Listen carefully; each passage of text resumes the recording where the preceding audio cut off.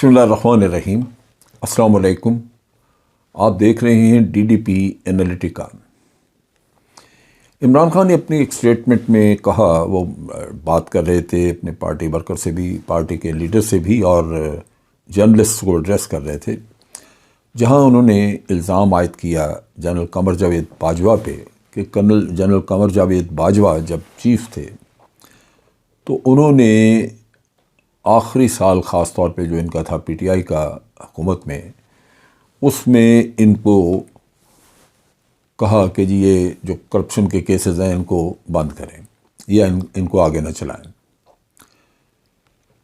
Corruption کے cases نہ چلانا یہ حکومت کا اولین فرض تھا کہ وہ کیسز چلا رہے تھے، لیکن نہ چلانا جو ہے وہ کوئی ملک کے مفاد میں نہیں تھا۔ پھر عمران خان نے الزام لگایا کہ یہ اس لیے ہوا، جنرل باجوہ نے یہ کام اس لیے کیا کیونکہ انہوں نے زرداری اور اس کے چیف منسٹر مراد علی شاہ ان سے ایک ایگریمنٹ کیا ہوا تھا، ان سے کچھ معاہدہ کر لیا ہوا تھا کہ کرپشن کے کیسز نہیں چلیں گے۔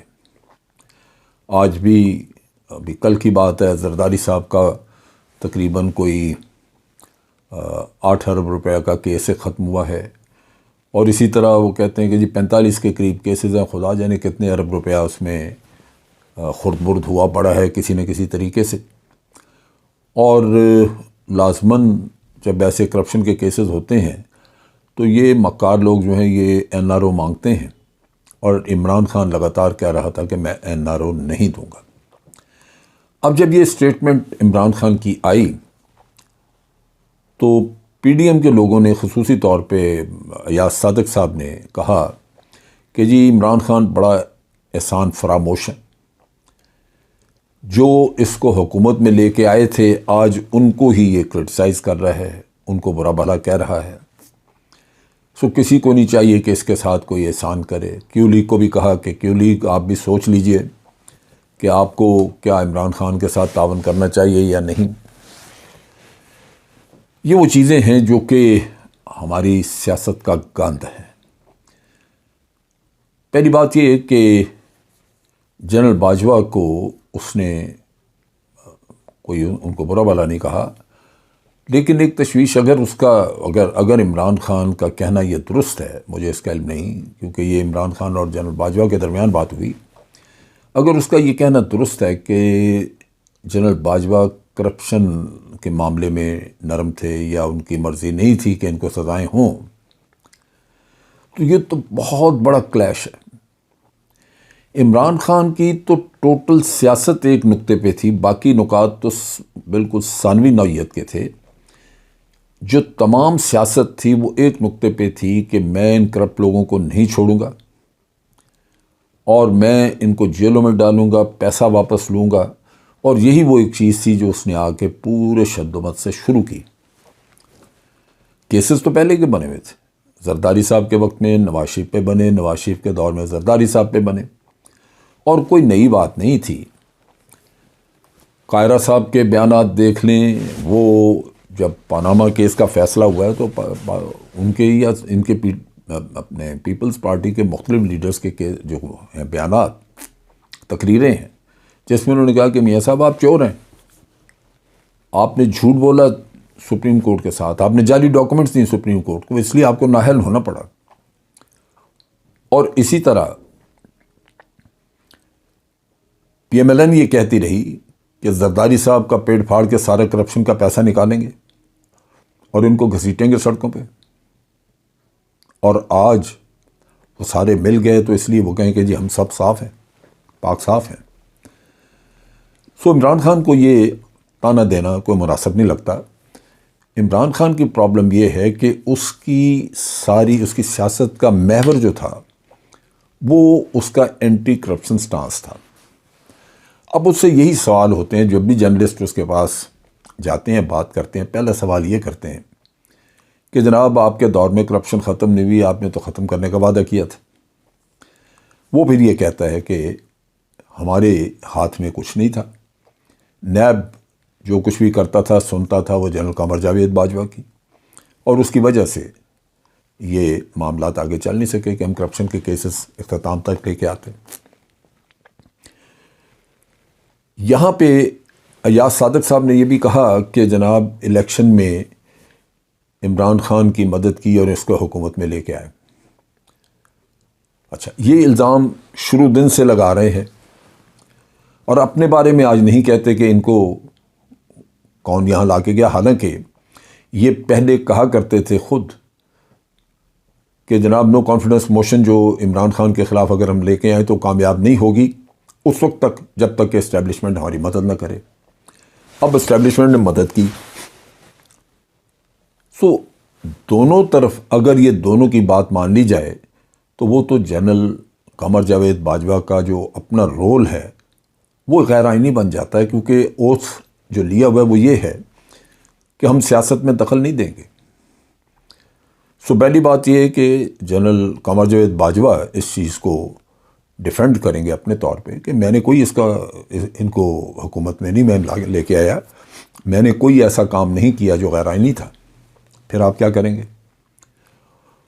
اور دوسری طرف کرپشن کے معاملے میں میں سمجھتا ہوں کہ عمران خان کا الزام ہو سکتا ہے درست ہو. اس کی وجہ بنیادی یہی ہے کہ مفتاح اسماعیل نے بھی کہا تھا کہ نیب کے آرڈیننس میں جو ہم نے تبدیلیاں کی ہیں وہ ہم نے خود نہیں کی، ہم نہیں لے کے آئے تھے، ہمیں تو فوج یا اسٹیبلشمنٹ نے دی تھی کہ یہ آپ تبدیلیاں کریں. اگر وہ یہ سچ کہتا ہے تو پھر عمران خان کا شبہ یا اس کا کہنا وہ درست ہے کہ واقعی پھر کرپشن جو ہے اس کے کیسز جو ہیں وہ نہیں چلنے دیے جنرل قمر جاوید باجوہ نے. سو یہ بڑی تشویشناک چیز ہے. اب یہاں پہ دکھ کی بات یہ ہے کہ اگر ہمارا اپنا ذاتی پیسہ اگر کسی کے پاس ہو اور وہ نہ دے تو ہم اس کو اپنے ذاتی پیسے سے معاف نہیں کرتے، ہم کہتے ہیں کہ نہیں تم نے دینا ہے. اور یہ قوم کا پاکستان کا مال اور ہر کوئی اس کو معاف کر دیتا ہے. یہ تو میگا کرپشن کیسز ہیں، اس میں اتنے بڑے بڑے کرپشن کے کیسز ہیں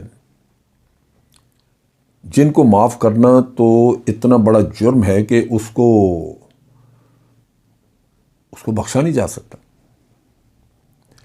سو اس وجہ سے ان کی سیاست اپنی جگہ پہ، لیکن چونکہ پی ڈی ایم نے کرپشن پہ، پی ڈی ایم کے تمام لیڈرز نے کرپشن میں اپنا پیسہ بنایا اور وہ اس میں سرخرو ہوئے بچ گئے، کیونکہ ان کا 1 پوائنٹ ایجنڈا تھا کہ ان کی کرپشن نہ پکڑی جائے، تو وہ تو بچ گئے. لیکن ان کے بچ جانے سے پاکستان کا نقصان ہوا اور عمران خان کی سیاست کو دھچکا لگا، کیونکہ اس کی سیاست کا محور یہی تھا کہ وہ کرپٹ لوگوں کو سزائیں دے گا. آج میرے نقطہ نگاہ سے پاکستان کی سب سے پہلی ضرورت یہی ہے کہ کرپشن کا خاتمہ ہو. جن بھی لوگوں نے رجیم چینج میں حصہ لیا اور اس کرپشن کے پورے سائیکل کو ناکام بنایا وہ مجرم ہیں قوم کے. انہوں نے کوئی اچھا کام نہیں کیا، ملک کے لیے کوئی خدمت نہیں کی، بلکہ ملک کا بیڑا غرق کیا. کیوں؟ کہ کرپشن آپ کو ہر طرح کی باقی مصیبتوں میں ڈالتی ہے. سب سے اہم تو چیز یہ ہے کہ آپ کا ملک معاشی طور پہ تباہ حال ہے اور پیسہ جو ہے وہ باہر جا رہا ہے، جائیدادیں باہر دنیا بنا رہی ہے، یہاں پہ آپ کے پلے کچھ نہیں. اور دوسری سب سے بڑی چیز یہ ہے کہ ملک کے اندر گورننس برباد ہو جاتی ہے، کیونکہ میرٹ سسٹم آپ کا ختم ہو جاتا ہے. جب آپ نے پولیس میں کسی کو رکھنا ہے، بھرتی کرنا ہے یا کسی اچھی اپائنٹمنٹ پہ لگانا ہے تو آپ کہتے ہیں پیسے دے دو تو ہم کر دیتے ہیں. جو سب سے اچھا، سب سے لائق آدمی وہ پیسے نہیں دے سکتا، وہ باہر رہ جاتا ہے. چنانچہ ہر ادارے میں، ہر جگہ، ہر شعبے میں جہاں بھی آپ چلے جائیں، اگر پڑھانے کے لیے ایک جگہ پہ آپ کو ایک پروفیسر چاہیے تو کالج کی مینجمنٹ پیسے کھا کے اگر کسی کو وہاں پہ لگا دیتی ہے تو سب سے قابل آدمی اگر وہاں پہ پیسے نہیں دے سکتا اور وہ نہیں بنتا وہاں پہ لیکچرر، تو آپ سوچئے کہ جو اس طریقے سے لیکچرر آئے گا وہ آگے اسٹوڈنٹ کی کھیپ کیسی نکالے گا. اسٹوڈنٹس بھی نکمے ہوں گے تو ملک کا بیڑا غرق ہو گیا. سو یہ وہ دکھ ہے. کرپشن بہت بڑا ناسور ہے، اس کو ختم کرنا جو بھی کرے گا اس کو ریزسٹنس ہوگا، اس کو آگے سے بہت زیادہ مخالفت ہوگی، اس کو اسی طرح بچانے والے لوگ یا نارو 1 2 3 کی طرف لے کے جائیں گے، لیکن یہ کام بہر صورت کرنا ہے، کسی نہ کسی کو تو کرنا ہے۔ اور اگر یہ سمجھتے ہیں کہ ایاز صادق صاحب کہ عمران خان پاپولر نہیں، وہ الیکشن جیت نہیں سکتا تھا، قمر جاوید باجوہ نے جتایا، تو کیا مسئلہ ہے؟ آج الیکشن کروا دیں۔ الیکشن آپ کرواتے ہیں، اس سے آپ کی پتلون گیلی ہو جاتی ہے اس کا نام سن کے۔ اگر اتنے ہی آپ کانفیڈنٹ ہیں اور آپ کو صرف تانا دینا آپ کو آتا، آپ کو شرم آنی چاہیے۔ الیکشن کو گالی تو نہیں ہے، الیکشن تو جمہوریت کا پہلا قدم ہے۔ تو اعتراضات کر کے عوام کو گمراہ کر کے آپ کوئی خدمت نہیں کر رہے، آپ الیکشن کرا دیں تو ساری باتیں کھل کے سامنے آ جائیں گی۔ اگر عمران خان پاپولر نہیں، الیکشن ہار جاتا ہے، تو ہم بھی مان لیں گے کہ ان کو جنرل قمر جاوید باجوہ نے وزیر اعظم بنوایا تھا، ورنہ پھر آپ اپنے جھوٹ کو چھپاتے پھریں گے، اور جو منہ آپ لے کے عوام میں آتے ہیں، عوام اس کا صحیح نقشہ اور صحیح چہرہ پہچان جائیں گے۔ اب تک کے لیے اتنا ہی۔ افواج پاکستان زندہ باد، پاکستان پائندہ باد۔